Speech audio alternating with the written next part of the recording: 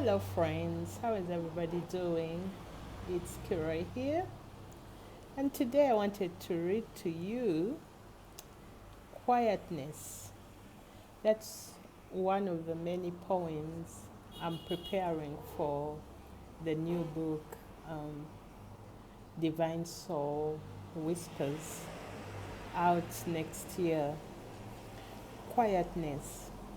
In quiet contemplation comes the remembrance of your greatest future. You know you will make it through.